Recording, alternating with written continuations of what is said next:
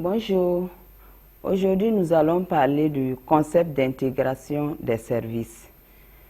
Qui dit concept d'intégration des services dit meilleure pratique. Il faut dire que l'intégration des services est une stratégie fondée sur des preuves et dont la mise en œuvre permet d'éviter ou de réduire la mortalité maternelle et néonatale. Ce module que nous allons présenter est conçu pour renforcer les connaissances des prestataires que vous êtes sur les différents niveaux et modèles d'intégration des services qui existent afin de vous permettre d'améliorer vos prestations de tous les jours. Donc, qu'entendons-nous par intégration des services? Plusieurs définitions existent selon les disciplines et les auteurs. En général, l'intégration renvoie à la volonté de mettre en place une interdépendance étroite entre les parties d'un être vivant ou les membres d'une société. Selon le Robert Larousse, elle consiste en une volonté de resserrer les liens entre les acteurs ou des composants d'un ensemble organisé afin d'atteindre des objectifs ou des buts jugés souhaitables. D'autres propositions de définition existent aussi selon des auteurs.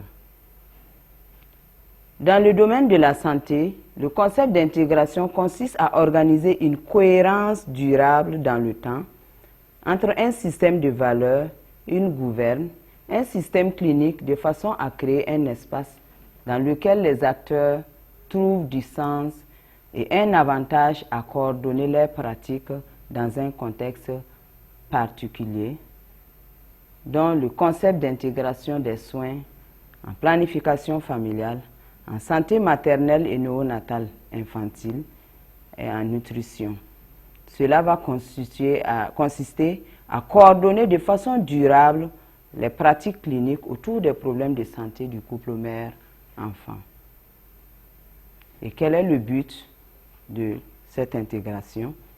C'est d'assurer la continuité et la globalité des soins de planification familiale du postpartum, de santé maternelle, néonatale et infantile et de nutrition. En d'autres termes, c'est de s'assurer que les services fournis par les différents professionnels de santé dans différentes structures sanitaires s'articulent dans le temps aux besoins spécifiques de chaque couple mère-enfant. Et cela suppose une disponibilité des services et une organisation permettant d'offrir ce service à la mère et à son enfant. Pour ce qui est des approches ou modèles d'intégration, il existe à tous les niveaux deux plans. Nous avons l'intégration au plan vertical et l'intégration au plan horizontal. Pour ce qui est de l'intégration au plan vertical, elle vise à permettre le développement d'un paquet minimum d'activités et d'un paquet complémentaire d'activités qui prend en compte l'ensemble des cibles visées. Cela, évidemment, impose une revue des normes, aussi bien en prestations qu'en ressources à mettre en place. Et au niveau plan horizontal, l'intégration vise à renforcer l'utilisation des différentes opportunités offertes pour chaque prestation pour les mêmes cibles. Donc, ainsi, les postes de consultation prénatale, d'accouchement et de consultation postnatale, ainsi que la consultation et la vaccination nourrisson doivent être mises à profit pour une prise en charge plus globale. Il en est de même pour les soins en milieu hospitalier. Les interventions spécifiques telles que la nutrition, la prévention de la transmission mère-enfant du VIH, le dépistage des lésions précancéreuses du col de l'utérus et du sein doivent intégrer de manière spécifique toutes les prestations pertinentes pour ces cibles. C'est pour dire que pour cette cible qui vient pour sa consultation postnatale, elle devrait bénéficier de ces différentes interventions. Elle a les informations sur l'alimentation pour elle et pour son bébé, également pour le dépistage, donc la prévention du de la transmission mère-enfant du VIH et également le dépistage du cancer du col. Il s'agira dans cette logique de se départir des approches sélectives et spécifiques autour d'une seule thématique pour des cibles dont les besoins de santé sont connus. Selon le projet Integra, 4 niveaux d'intégration sont définis. Il s'agit au niveau 1 de l'intégration physique. Et c'est là au niveau du centre de santé. Cela suppose la disponibilité de plusieurs services dans le même centre de santé ou dans la même centre. Donc cela va consister à offrir tous les services nécessaires dans la même salle et par le même prestataire. Au niveau D, il s'agira de l'intégration temporelle où plusieurs services offerts dans la semaine contre une offre unique dans la semaine.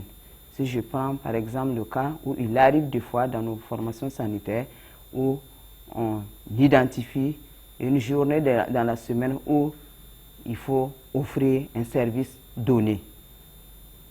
Au niveau 3, il s'agit de l'intégration au niveau du prestataire. On a un seul prestataire qui offre plus d'un service. Il peut s'agir des soins proposés par les prestataires ou des soins demandés par l'usager, en plus de son motif de consultation. Au niveau 4, l'intégration fonctionnelle, où nous avons plusieurs soins qui sont offerts par un prestataire. Il peut s'agir, soit c'est des soins qui sont demandés par la cliente ou non demandés. Donc, à travers son motif de consultation, on profite aussi aborder d'autres zones d'intervention. Des modèles d'intégration des services existent et sont adaptables en fonction de chaque niveau et chaque structure de soins, en fonction aussi de la disponibilité des infrastructures et également des ressources. Ce sont entre autres les guichets uniques ou appelés modèles consolidés ou encore dit totalement intégrés. À ce niveau, il s'agit des activités qui sont vraiment intégrées. Donc, dans ce modèle, plusieurs soins sont offerts par le même prestataire à la même consultation. Cette intégration est opérationnalisée suivant l'approche dite du prestataire à compétences multiples. Dans cette approche, le prestataire est au centre de l'intégration. Ses compétences sont renforcées sur le paquet de services à offrir lors d'une même consultation. Ensuite, nous avons le co-localisé ou partiellement intégré. Et dans ce modèle, plusieurs soins sont offerts dans différents services d'une même structure à travers un mécanisme de référence. Il s'agit des cas de nos centres médicaux avec antenne chirurgicale, si je peux m'exprimer ainsi, où nous avons divers services au niveau de ce centre et nous fonctionnons en fonction du système de transfert. Et enfin, on a le réseau de structures, à savoir la référence externe. Donc, ce modèle d'intégration consiste à organiser plusieurs structures dans un réseau d'offres de soins avec un mécanisme formel de référence, aiguillage des usagers d'une structure à l'autre suivant les besoins. Mais nous retenons qu'en Afrique, les deux modèles les plus développés sont les guichets uniques et les co-localisés. Donc, dans le cadre de l'intégration des services de planning familial du postpartum et santé maternelle et néonatale nutrition, nous ferons recours à ces deux modèles. Cette figure représente un modèle d'intégration des services selon McKinsey, où nous avons le guichet unique, où on a un seul prestataire qui offre les soins, ou le co-localisé également, où j'avais fait référence au cas des centres médicaux avec antenne chirurgicale, donc nos hôpitaux de district où nous avons divers services au sein de la structure et cela se fait par le biais du transfert des patients.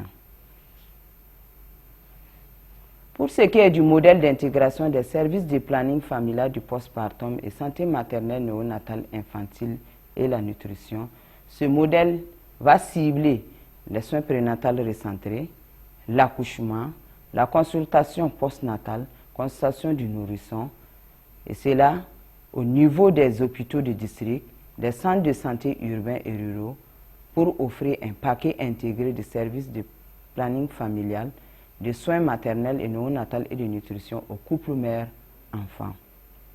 Il consiste à réorganiser les services afin que le couple mère-enfant puisse recevoir en une seule consultation tous les paquets intégrés de services. Et ces soins sont offerts soit dans la même salle auprès du même prestataire, et cela on parle de guichet unique, donc le modèle guichet unique, ou dans différents services d'une même structure à travers un mécanisme de référence, donc c'est le modèle colocalisé.